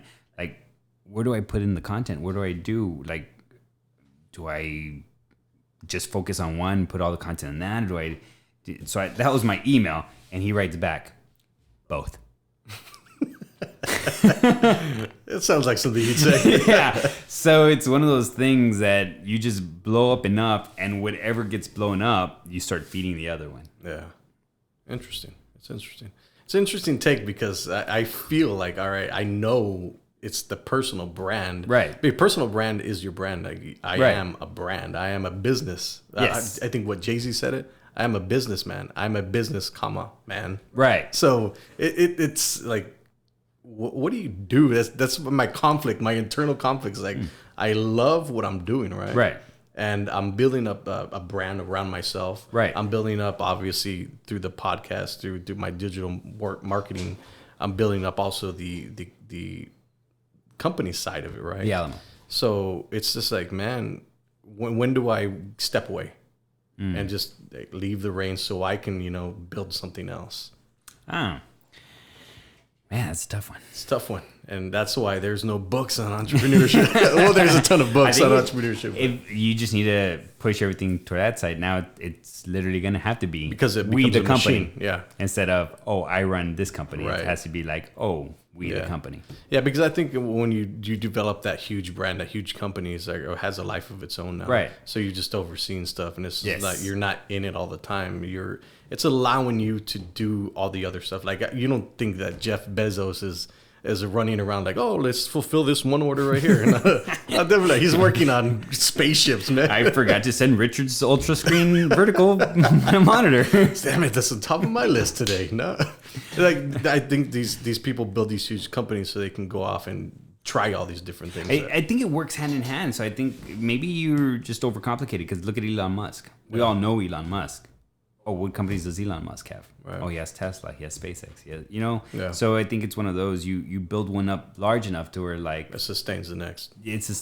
And now you can be like, I have this company that works on itself. Right. I have this company that works on... Jeff Bezos is just Amazon. Bill Gates is just Microsoft. But then within Microsoft, he also has Xbox. Right. So it's just one of those things. I mean, look at Google. Do you want to be the Google? Because I'm pretty sure Larry Page isn't back there just typing away. So yeah, just enough to where people know you and what you created, and that's a different section. And I was actually dealing with that. That's why I emailed Gary Vaynerchuk as far as my supplement brand. And now I'm thinking, you know what? I just want to build my personal brand, and that's why it's like. It's Richard Gomez, the biblical entrepreneur, and just focus on that. And as far as the agency side, it's just my agency side. It's white labeling, and that's just kind of paying the bills and doing its thing. And if it blows up, awesome. But at least I have my personal brand building on something. And people can always ask me, like, okay, what else do you do? I also run white label agency. So, yeah, I'd say go for the brand if it's already going. Yeah, it's fun. It's interesting. It's interesting lifestyle that you get to live. But also, you touched on building your brand. I know that we are already 99% ahead of everybody else because nobody likes to talk on camera. Nobody likes to come out on camera. It's very awkward. Yeah. I don't know. I mean, I don't like necessarily to come out on camera, but I do it because I know the end results. What are you talking about? You look good on camera. Oh, thank you. I just know that I know it's probably going back to Gary Vaynerchuk just cemented into everybody's head, right? It's like 99% of people aren't going to do it. Right. So I know I need to do it, and I need to get good at it enough to be able to push it out there. Right. Which is the whole process behind Podcast Go. It's like I need to develop the podcast, get it out, distribute it, show people like this is what it is. Right. See the video content, and then from there I can sell it. Because it's going to be very hard for me to go cold calling to somebody and say, hey, It's like with live Where's bands. your podcast? Yeah, where's your podcast? So here, check it out. So here's the link. Yeah. The internet has made it so easy to just transfer information. Yeah, and you know, you're right. I just finished reading the last Gary Vaynerchuk book, which is Crushing It. And he stresses that a lot. Like he puts out the information. He's been putting it out for who knows how long. Yeah. Since Crush It. And yeah, only certain people do it. Yeah, certain people do it. Like we literally can. We literally told people what we're gonna do. Yeah, and I bet you they still won't do it. Exactly. So, like we can literally you'd have to do it for them. Yeah, and that's the great thing about us because we could do it for you for a price. Hey, entrepreneurship. There it is. DFY done for you. Done for you. Yeah. You know what's funny about that is that it's a lot like losing weight. And I stumbled upon this. I didn't stumble upon it, but there was times that I was super skinny in high school, and I mean anorexic skinny. And then I started working at CompUSA, if anybody remembers that business. And I just worked on computers, and people fed me to get their computers out faster. So I was like, all right. And I gained like 70 pounds, and ballooned up. I have pictures to prove it. And after that, I tried over and over and over to lose weight, and I just could not, and I could not. I would try something, and it wasn't working, and I would stop, and I'd try something else, and I'd try something else. And then finally, I'm like, you know what? That's it. I'm going to do this, and I'm going to stick with it for as long as I can. And 6 months later, I just shredded six-pack abs. Nice. After being completely overweight. Yeah. Yeah. And I'm short. So it looks... Well, it's funny that you bring that up because we share a common friend, Joel. Yes. So I was working out hardcore probably for 5-6 months, and I was losing weight, right? Yeah. And then Joel does it for a month and a half, and he's shredded. I was like, forget it, man. I'm not even gonna do this anymore. But you're tall, so yeah. I mean, it's gonna take a little longer. I don't know if it's because you're tall, it's gonna take a little longer or what. But some people just have it. Yeah, some people fast. just have. My wife has a fast metabolism. Yeah. It's she can eat cheeseburgers all day, Man. drink beer, and then have a six-pack. I was like, dude, come on, man. And that's the way it is with somebody. And for me, it wasn't like that until my body got used to it. So now, and it's funny because now I can tell you oh yeah, I can gain weight and I'll lose it back because I've done it over and over again. Because once I finally did it, something changed in my life that I think I started working somewhere. Oh, I started working at the bar. I gained weight, and then I had to lose it again. And then the bar was going under, so I started drinking more, and I gained weight again. And then I literally gained and lost weight at least 5 or 6 times. So how do you discipline yourself? Because obviously we're in the entrepreneurial space and home office, right? Right. How do you discipline? How do you get away from the work? Because that's what I'm struggling with. I'll wake up, start listening to podcasts, start working, and then boom, throughout it's 5 o'clock. Done. It's man. Yeah, no, it happens to me too. Sometimes I'm not working out till 7 o'clock in the afternoon. Sometimes I don't work out at all, and I'm yelling at myself. But it's pre-workout. It's pre-workout. That's what it is. It's pretty much, one, it gives you energy, and 2, when you're paying $30 for a little bottle, every scoop, I can't let this go to waste. Yeah. But sometimes it's happened. I'll take pre-workout. I'm okay, I'll wait for it to kick in. Let me go work on some stuff, and I'll just be like Kermit the Frog, just typing away. But it's just that I hate working out. I seriously hate working out. But anyways, so it's the same thing with making money. You try and you try and you try. You never can because you're trying so many different things. It's not until you just let me do this. And it's persistence and consistency that will beat the game every time. Yeah. No, I completely agree with that. I just cannot get into working out again, man.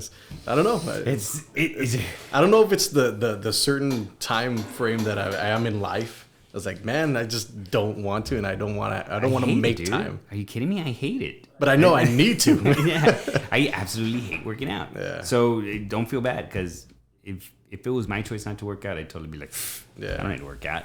But I just like being strong. Right. I like having the muscle, and I like Express, the shirts at Express, but I feel better when I can fit into them nice. Right. And when I'm overweight, I just can't. And I think it's just that. It's just a mental breakdown as fact of who the person you actually are. And like I said, I've been skinny my whole life, so it kind of goes back to where if I'm overweight, I feel uncomfortable. Right. And don't get me wrong, I've been overweight for a long, like at least 10, 15 years.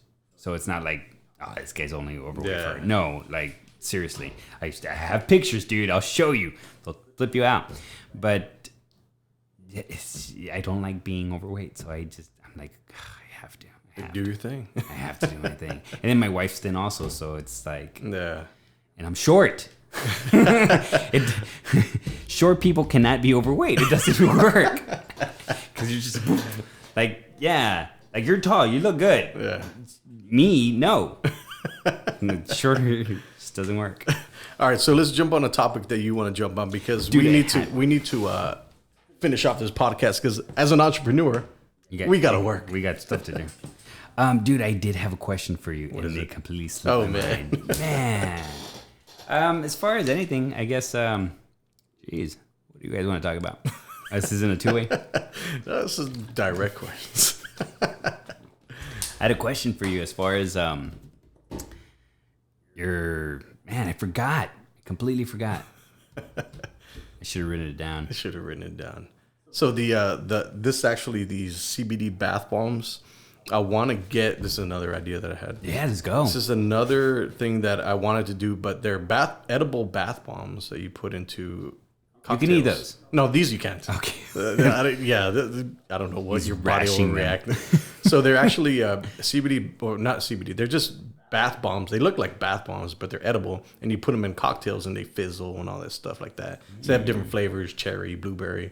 I think that's a better idea than these things, man, because you can sell them to bars. Oh, yeah. Easy. There's a ton of bars. People love drinking. Like that. Shh. Yeah. But I've seen it done, I don't know if they're bath bombs. You still call them that. Yeah. They're edible something. Edible bombs. Edible bombs. Dude, that is awesome. It's a good idea. And I used to own a bar. I would totally have gotten that. Yeah, it's because it's visual. Yeah. People like visual. And people will be buying that all day. Yeah. $1 add-on. Boom.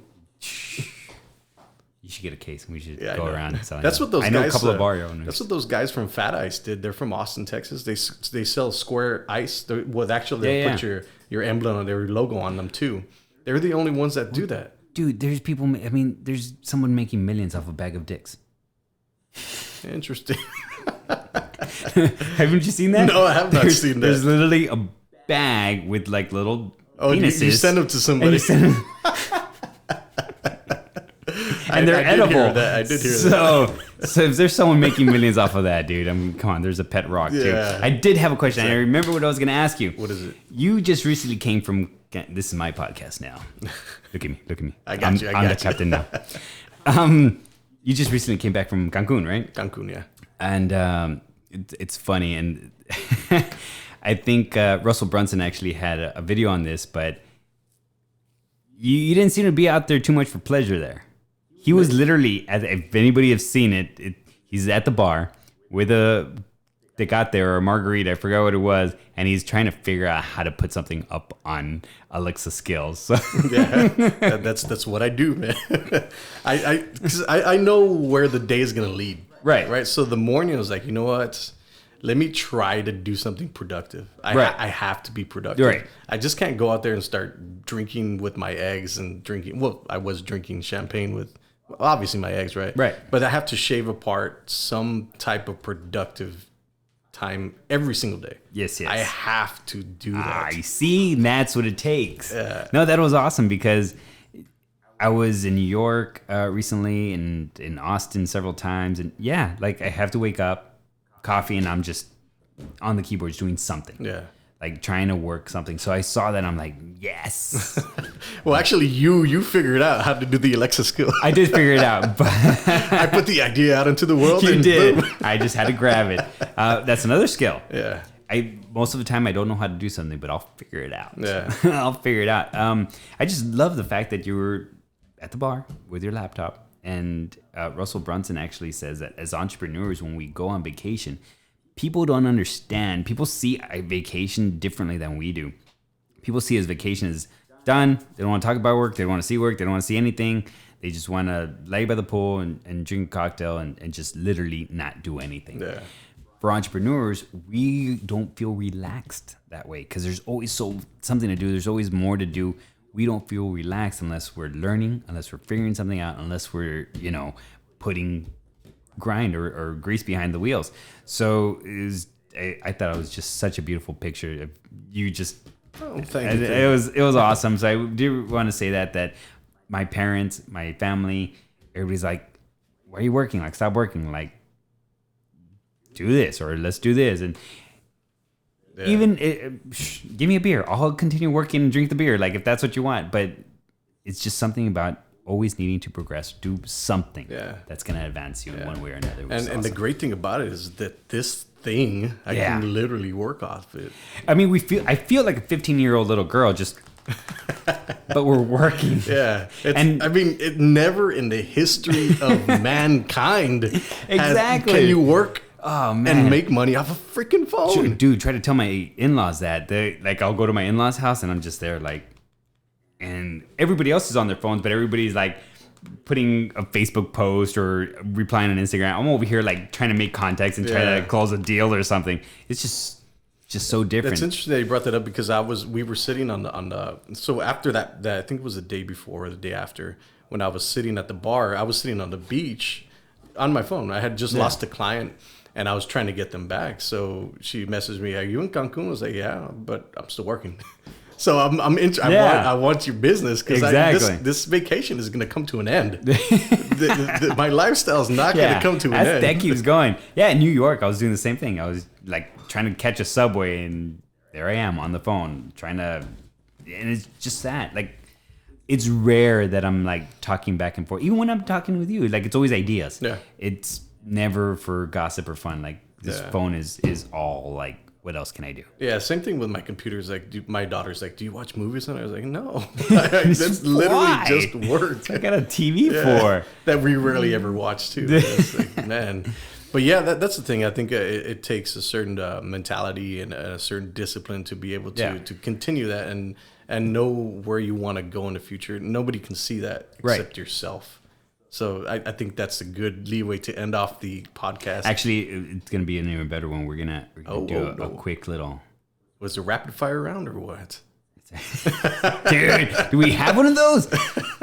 We should have put it live and just Q&A. Just cool. We need to do one. So yeah, that's the thing. My friend sent me a link the other day that it was for a live show talking about something super controversial. And the guy just got bashed the whole time. I was like, nah, I'm not doing live shows, man. Yeah, those topics went a little crazy. So what is this? It's my story. Ah, there you go.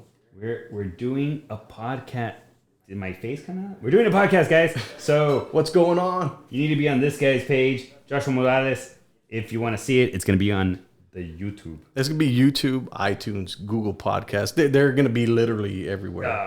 It's my story. Oh, that should have been vertical. Yeah, well, but anyways. All right, so Richard, I'd like to thank you, of course, for coming on the podcast, for your time. I think this has been the longest podcast that we've had. Dude, we need to do it again. Definitely. So just so everybody can find you, let them know where they can find you and what you're up to. Gary Vaynerchuk told me to be everywhere. So, yeah, I mean, pretty much. Okay, before that, what are your thoughts on LinkedIn? I still can't get the hang of it. I have LinkedIn and I have over 5,000 connections. Dude, LinkedIn for me, everybody's just spamming my damn mailbox. Oh, man. Yeah. This sucks. They spam me so much that I feel bad trying to get business through it and spam somebody else. I do that, yeah. Yeah. I just put my content up there and there. I hear people get business out of LinkedIn, but I'm like... It seems dirty. It does.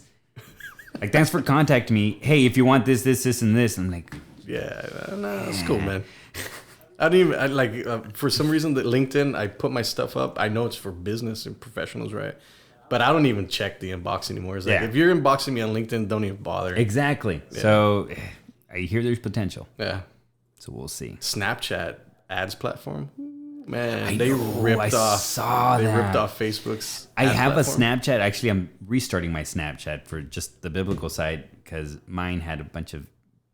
It's another thing. Oh man, we can go on forever. Yeah, I know. All right, so let's go back. Where can people find you in case they need your services, man? Depends on what you need. I do everything apparently. You can go to Rebel Leads as far as the agency side and getting leads, Facebook ads, and all that good stuff. So just rebelleads.com. You can schedule a call. Anything else, it would be thebiblicalentrepreneur.com. And from there, it literally has like all of my social medias. Awesome. Richard. Facebook to Twitter to LinkedIn. I appreciate your time, man. Appreciate that. Absolutely. Look forward to having you on the podcast in the future. Oh, man, we got to have it. There's so much more we need to talk about. Yes, definitely, man. I have a setup for 4 people, so if you find 2 other interesting people, boom. We'll have a forecast? Yeah, a forecast. All right, Richard, I appreciate your time, man. All right, man, thanks.